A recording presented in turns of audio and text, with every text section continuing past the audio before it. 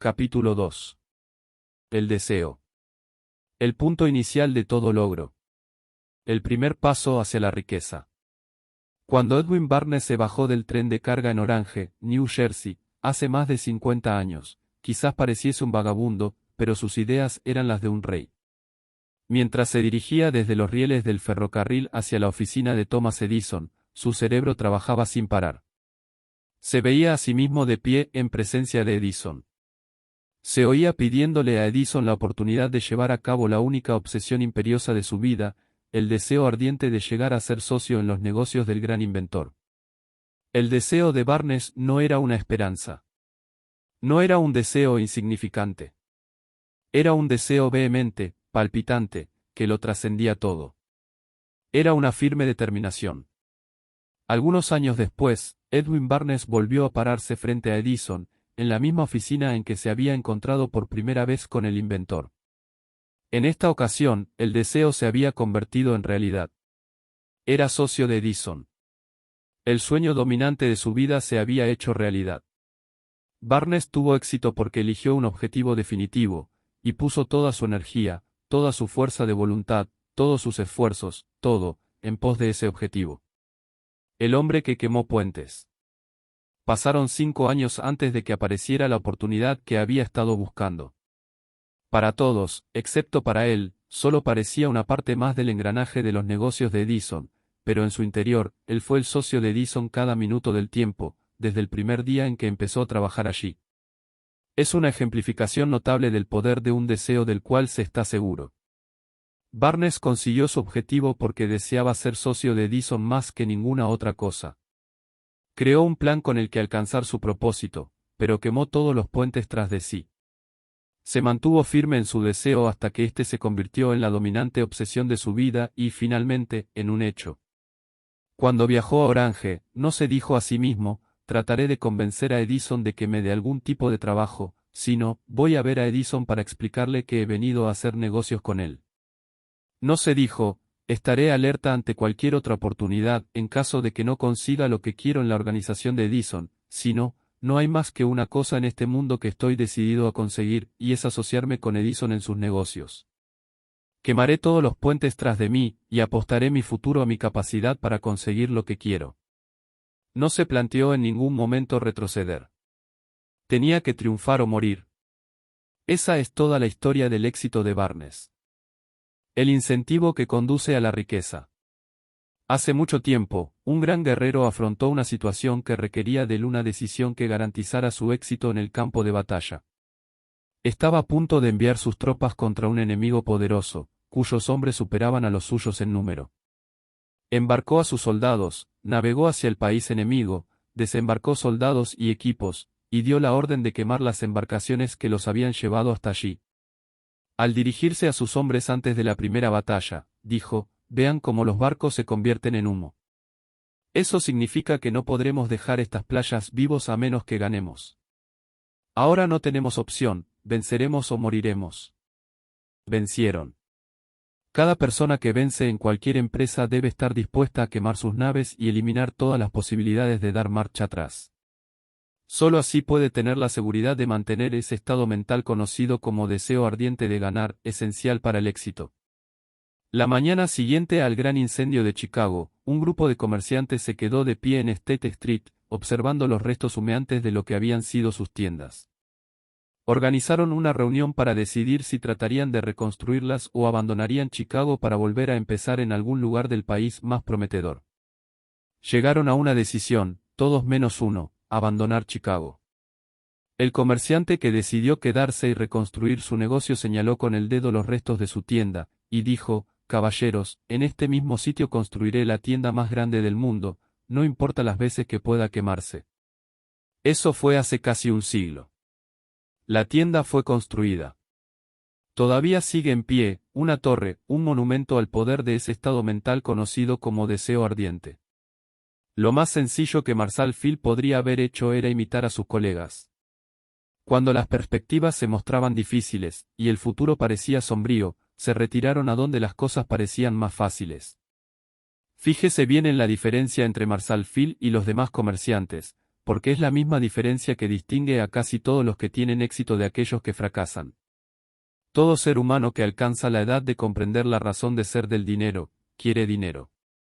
Quererlo no basta para acumular riqueza. Pero desear la riqueza con un estado mental que se convierte en una obsesión, y luego planificar formas y medios definidos para adquirirla, y ejecutar esos planes con una perseverancia que no acepte el fracaso, atraerá la riqueza. 6 maneras de convertir el deseo en oro. El método por el que el deseo de riqueza se puede transmutar en su equivalente monetario consiste en 6 pasos prácticos y definidos, que son los siguientes. Primero, determine la cantidad exacta de dinero que desea. No basta con decir, quiero mucho dinero. Sea específico en cuanto a la cantidad. Hay una razón psicológica para esta precisión, que describiremos en un capítulo próximo. Segundo, determine con exactitud lo que se propone dar a cambio del dinero que desea. No se recibe algo por nada. Tercero, establezca un plazo determinado en el que se propone poseer el dinero que desea. Cuarto, cree un plan preciso para llevar a cabo su deseo, y empiece de inmediato, sin que importe si se haya preparado o no, a poner el plan en acción. Quinto, escriba una declaración clara y concisa de la cantidad de dinero que se propone adquirir, apunte el tiempo límite para esta adquisición, aclare lo que se propone dar a cambio del dinero, y describa con exactitud el plan mediante el que se propone acumularlo.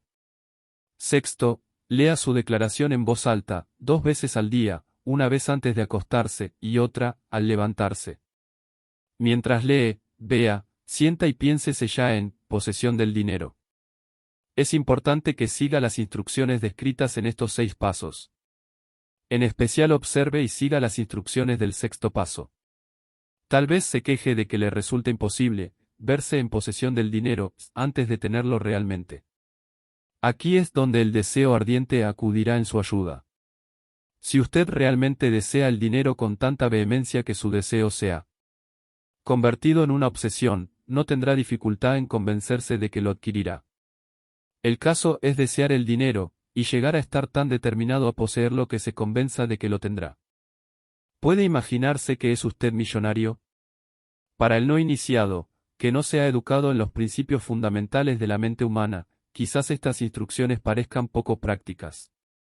Para quienes no consigan reconocer la validez de estos 6 puntos, puede ser útil saber que la información que difunden fue revelada por Andrew Carnegie, el cual empezó como un obrero común en una siderúrgica, pero se las arregló, pese a sus humildes comienzos, para que estos principios le rindieran una fortuna de más de $100 millones.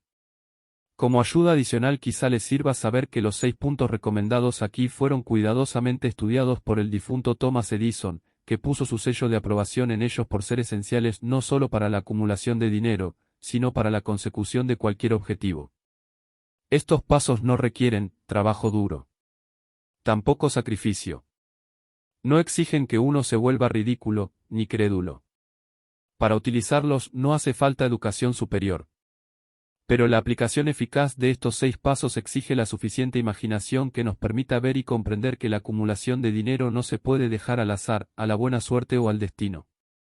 Uno debe darse cuenta de que todos los que han acumulado grandes fortunas primero han soñado, deseado, anhelado, pensando y planificado antes de haber adquirido el dinero.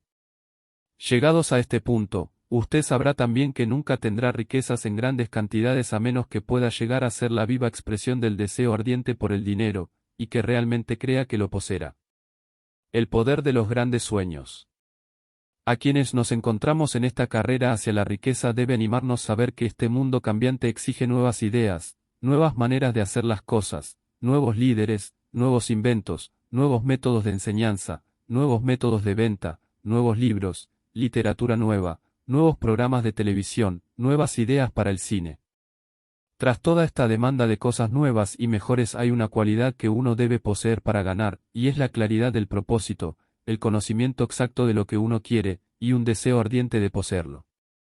Los que deseamos acumular riqueza debemos recordar que los verdaderos líderes del mundo han sido siempre hombres que han sabido dominar, para su uso práctico, las fuerzas invisibles e intangibles de la oportunidad que está por surgir, y han convertido esas fuerzas, o impulsos de pensamiento, en rascacielos, fábricas, aviones, automóviles, y toda forma de recurso que hace la vida más placentera. Al planear la adquisición de su porción de riqueza, no se deje influir por quienes menosprecien sus sueños. Para lograr grandes ganancias en este mundo cambiante, uno debe captar el espíritu de los grandes pioneros del pasado, cuyos sueños le han dado a la civilización todo lo que tiene de valioso, el espíritu que infunde energía en nuestro propio país, en las oportunidades de usted y en las mías, para alimentar y vender nuestro talento. Si lo que usted quiere hacer está bien y usted cree en ello, adelante, hágalo. Lleve a cabo sus sueños, y no haga caso de lo que los demás puedan decir si usted se topa en algún momento con dificultades, ya que tal vez los demás no sepan que cada fracaso lleva consigo la semilla de un éxito equivalente. Thomas Edison soñaba con una lámpara que funcionara con electricidad, empezó a poner su sueño en acción, y pese a sus más de 10.000 fracasos, mantuvo su sueño hasta que lo convirtió en una realidad física. Los soñadores prácticos no se rinden. Whelan, que soñaba con una cadena de tiendas de cigarros, transformó su sueño en acción, y ahora las United Cigar Stores ocupan algunas de las mejores esquinas de las ciudades estadounidenses. Los hermanos Wright soñaron con una máquina que volara por el aire. Ahora podemos ver en todo el mundo que sus sueños se han cumplido. Marconi soñaba con un sistema para dominar las intangibles fuerzas del éter. Las pruebas de que no soñaba en vano podemos encontrarlas en cada aparato de radio y de televisión que hay en el mundo. Quizá le interese saber que los amigos de Marconi lo pusieron bajo custodia, y fue examinado en un hospital para psicópatas cuando anunció que había descubierto un principio mediante el cual podría enviar mensajes a través del aire, sin la ayuda de cables ni ningún otro medio físico de comunicación. A los soñadores de hoy en día les va mejor. El mundo está lleno de una abundancia de oportunidades que los soñadores del pasado jamás conocieron. ¿Cómo hacer que los sueños despeguen de la plataforma de lanzamiento? Un deseo ardiente de ser y de hacer es el punto inicial desde el que el soñador debe lanzarse. Los sueños no nacen de la indiferencia, pereza o falta de ambición. Recuerde que todos los que consiguen triunfar tienen un mal comienzo y pasan por muchas dificultades antes de llegar. El cambio en la vida de la gente de éxito suele surgir en el momento de alguna crisis, a través de la cual les es presentado su otro yo. John Bunyan escribió Pilgrim's Progress, que se cuenta entre lo mejor de la literatura inglesa, después de haber estado confinado en prisión y haber sido duramente castigado a causa de sus ideas sobre la religión. Henry descubrió el genio que dormía en su interior después de haber conocido graves infortunios, y estar encarcelado en Columbus, Ohio. Forzado a través de la desgracia a conocer a su otro yo, y a usar su imaginación, descubrió que era un gran autor en vez de un miserable criminal y marginado social. Charles Dickens empezó pegando etiquetas en latas de betún. La tragedia de su primer amor penetró las profundidades de su alma para convertirlo en uno de los más grandiosos autores del mundo. Esa tragedia produjo primero David Copperfield, y luego una sucesión de obras que hacen un mundo mejor y más rico a todo el que lee sus libros. Helen Keller se quedó sorda, muda y ciega después de nacer. Pese a su terrible desgracia, ha escrito su nombre con letras indelebles en las páginas de la historia de los grandes. Toda su vida ha sido la demostración de que nadie está derrotado mientras no acepte la derrota como una realidad. Robert Burns era un campesino analfabeto. Sufrió la maldición de la pobreza y creció para ser un borracho. El mundo fue mejor gracias a su vida, porque vistió de prendas hermosas sus pensamientos poéticos, y, por tanto, arrancó un espino para plantar un rosal en su lugar. Beethoven era sordo, y Milton ciego, pero sus nombres perdurarán en el tiempo, porque soñaron y tradujeron sus sueños en ideas organizadas. Hay una diferencia entre suspirar por algo y hallarse preparado para recibirlo. Nadie se encuentra listo para nada hasta que no crea que puede adquirirlo. El estado mental debe ser la convicción, y no la mera esperanza o anhelo. La mente abierta es esencial para creer. La mente cerrada no inspira fe, ni coraje, ni convicción. Recuerde, no se requiere más esfuerzo para apuntar alto en la vida, para reclamar abundancia y prosperidad, del que hace falta para aceptar la miseria y la pobreza. Un gran poeta ha expresado acertadamente esta verdad universal en unas pocas líneas. Hice un pacto con la vida por un penique, y la vida no me dio más. Sin embargo, le imploré a la noche cuando contaba mis escasos bienes. Porque la vida es un empleador justo, te da lo que le pides, pero cuando ha fijado el precio, debes aguantar la tarea. Trabajé por un salario insignificante, solo para descubrir, perplejo, que cualquier paga que hubiera pedido a la vida, ésta me lo hubiese pagado de buen grado. El deseo es más listo que la madre naturaleza. Como culminación adecuada de este capítulo quiero presentar a una de las personas más excepcionales que he conocido. Lo vi por primera vez pocos minutos después de que hubiera nacido. Vino a este mundo sin ningún rastro físico de oído, y el médico admitió, cuando le pedí su opinión sobre el caso, que el niño sería sordo y mudo toda la vida. Me opuse a la opinión del médico. Estaba en mi derecho. Yo era el padre del niño. Tomé una decisión y me formé una opinión, pero expresé esa opinión en silencio, en el fondo de mi corazón. En mi interior supe que mi hijo iría y hablaría. ¿Cómo? Estaba seguro de que tenía que haber una manera, y sabía que la encontraría. Pensé en las palabras del inmortal Emerson: el curso de las cosas acontece para enseñarnos la fe. Solo necesitamos estar atentos. Hay indicadores, claves, para cada uno de nosotros, y si escuchamos con humildad, oiremos la palabra justa. La palabra justa. Deseo. Mucho más que ninguna otra cosa, yo deseaba que mi hijo no fuera sordomudo. De ese deseo no me alejé jamás, ni por un segundo. ¿Qué podía hacer? ¿Encontraría alguna forma de trasplantar a ese niño mi propio deseo ardiente de dar con maneras y medios de hacer llegar el sonido a su cerebro sin la ayuda de los oídos?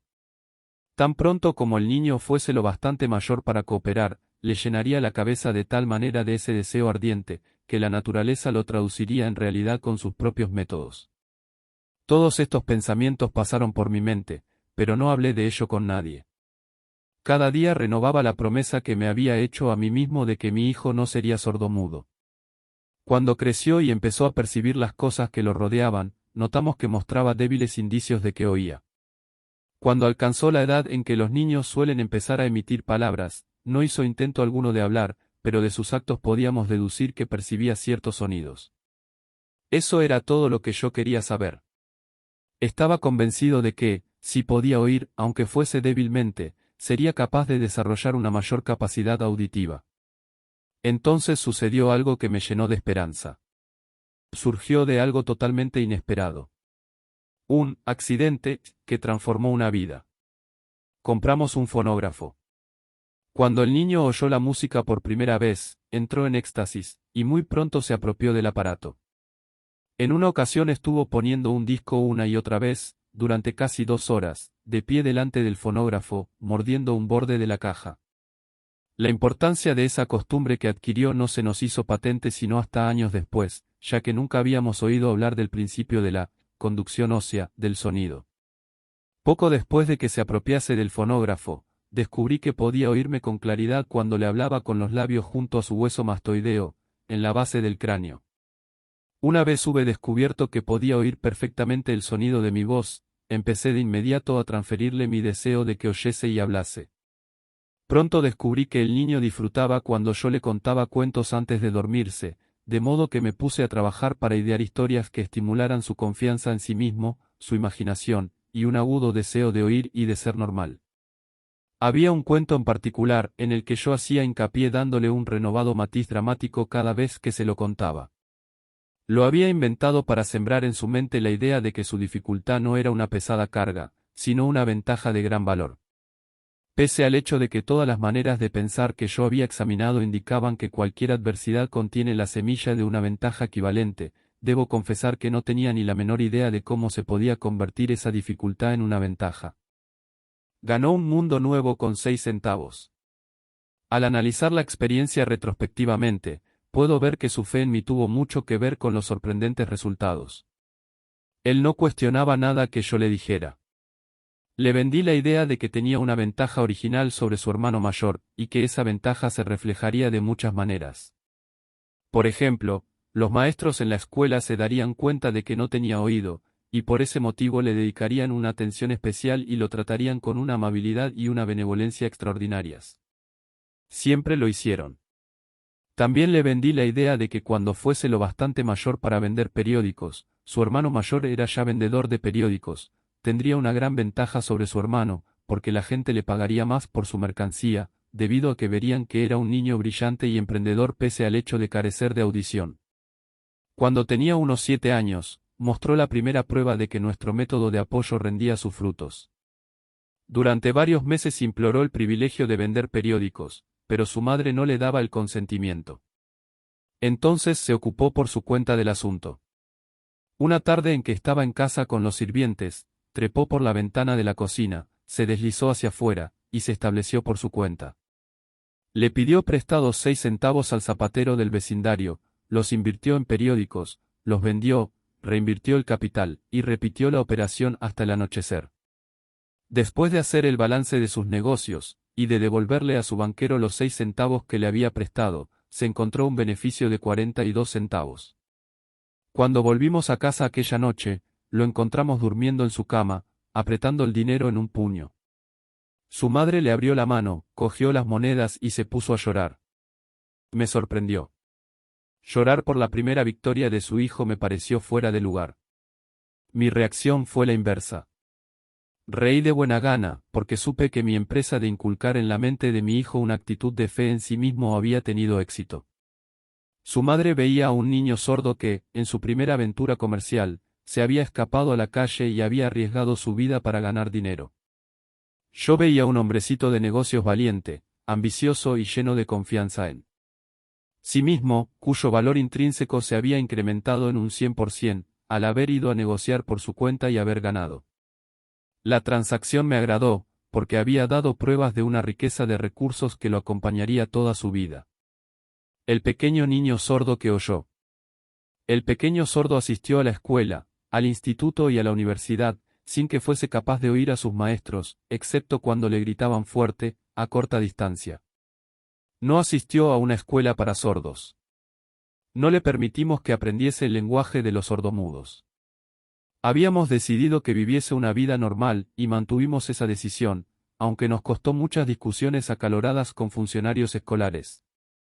Cuando estaba en el bachillerato, probó un aparato eléctrico para mejorar la audición, pero no le dio resultado. Durante su última semana en la universidad, sucedió algo que marcó el hito más importante de su vida. En lo que pareció una mera casualidad, entró en posesión de otro aparato eléctrico para oír mejor, que le enviaron para probar. Estuvo indeciso en probar el aparato, debido a su desilusión con otro similar. Finalmente lo cogió, se lo puso en la cabeza, le conectó las baterías, y, sorpresa, como por arte de magia, su deseo de toda la vida de oír normalmente se convirtió en realidad. Por primera vez oía tan bien como cualquier persona con audición normal. Rebosante de alegría con el mundo diferente que acababa de percibir a través de ese aparato auditivo, se precipitó al teléfono, llamó a su madre, y oyó su voz a la perfección. Al día siguiente oía con claridad las voces de sus profesores en clase, por primera vez en su vida.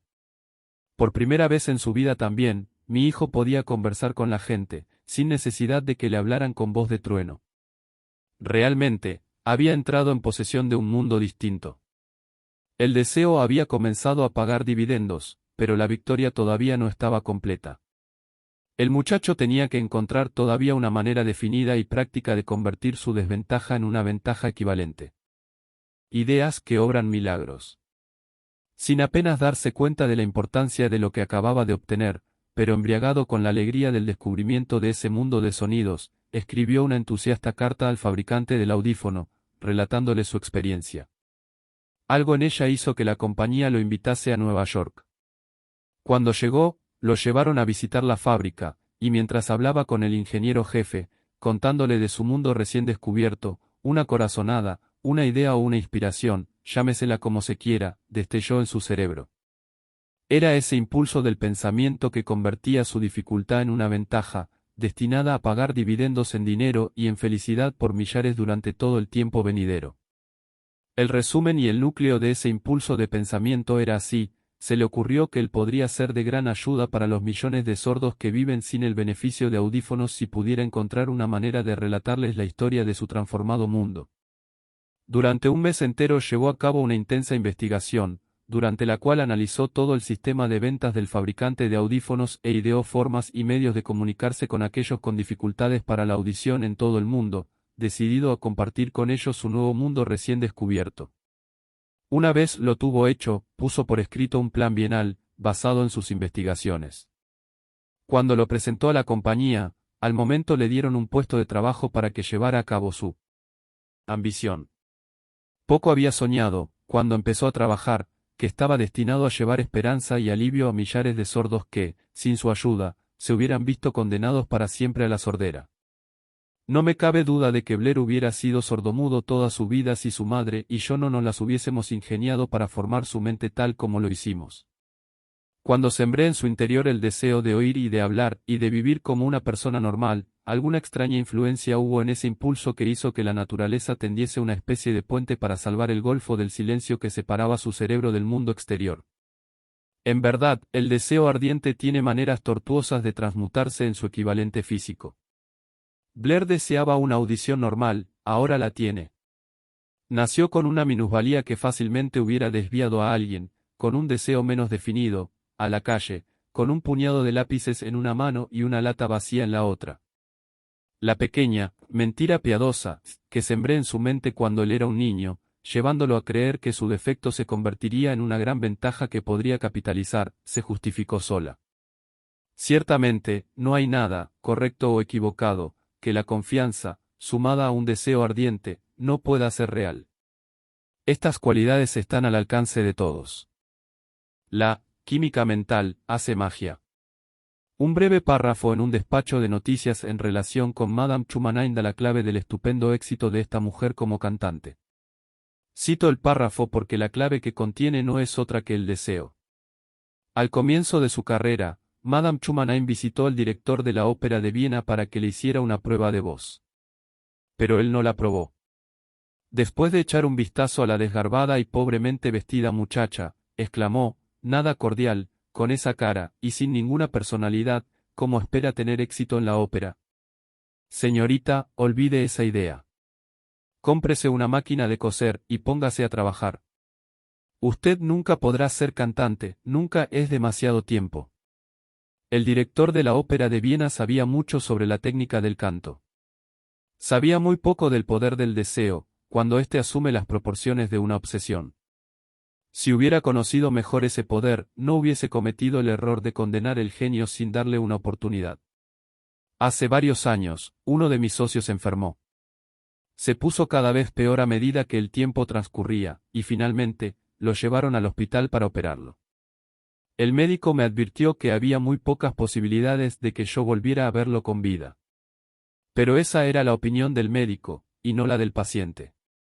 Poco antes de que se lo llevaran al quirófano, me susurró con voz débil, no se preocupe, jefe, en pocos días habré salido de aquí. Una enfermera me miró apenada. Pero el paciente se recuperó satisfactoriamente.